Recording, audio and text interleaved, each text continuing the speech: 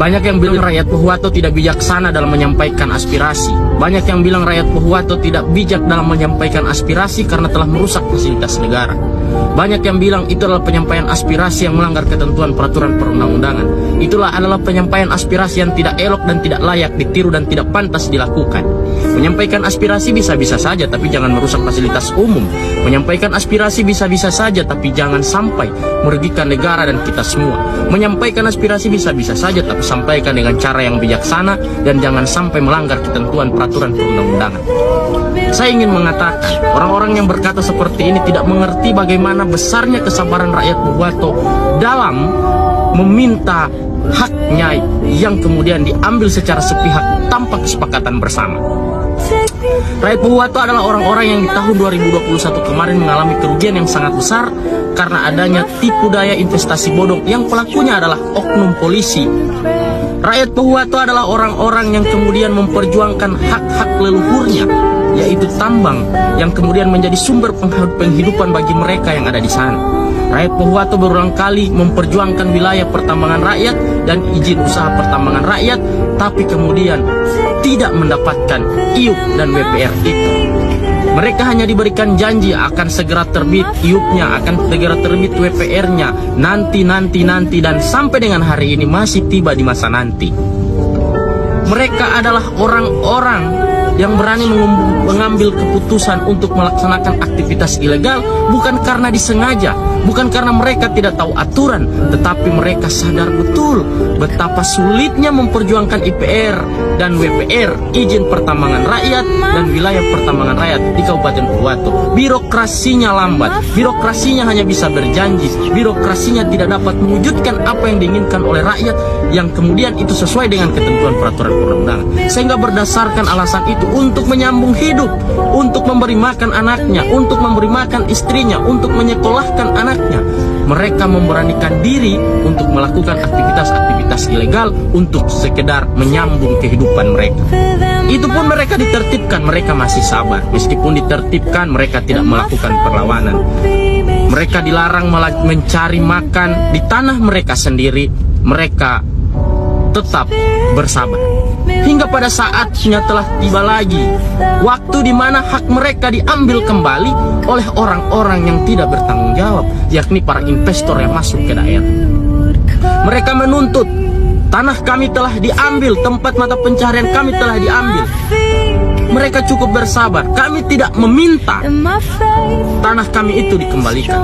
Kami tidak melarang Anda mengambil tanah dan mengambil sumber daya alam yang ada di dalamnya, tapi tolong berikan kami ganti rugi sebagai bentuk agar supaya kami bisa menyambung hidup kami di tempat yang lain. Ambillah sumber daya alam kami ini, ambillah hasil alam leluhur kami ini, ambillah peninggalan para leluhur kami ini, tapi tolong berikan kami ganti rugi agar kami mendapatkan uang dan kami bisa mencari usaha-usaha lain atau alternatif lain untuk menyambung hidup kami dan menyekolahkan anak-anak kami.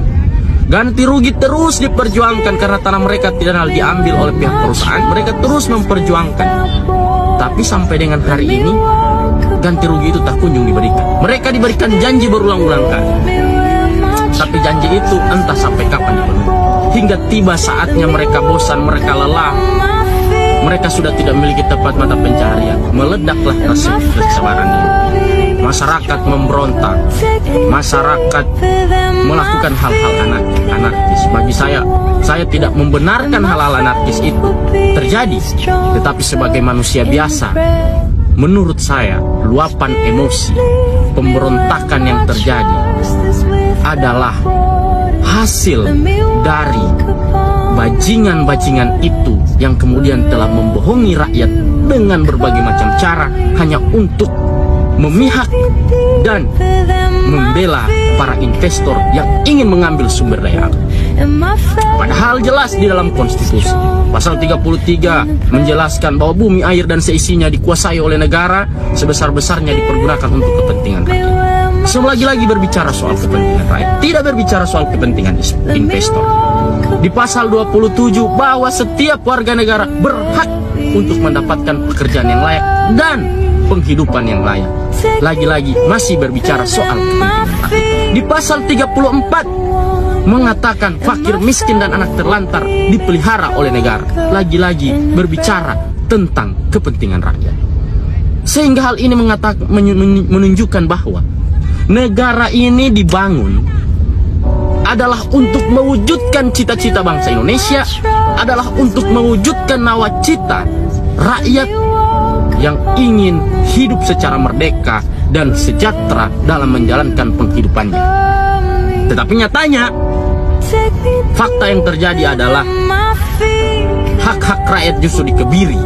Padahal konstitusi mengatakan bahwa, hey, birokrasi, negara ini didirikan semata-mata untuk menyelamatkan kepentingan rakyat, bukan kepentingan investor, bukan kepentingan elit, bukan kepentingan pengusaha, dan bahkan bukan kepentingan kalian sebagai birokrasi dan penguasa.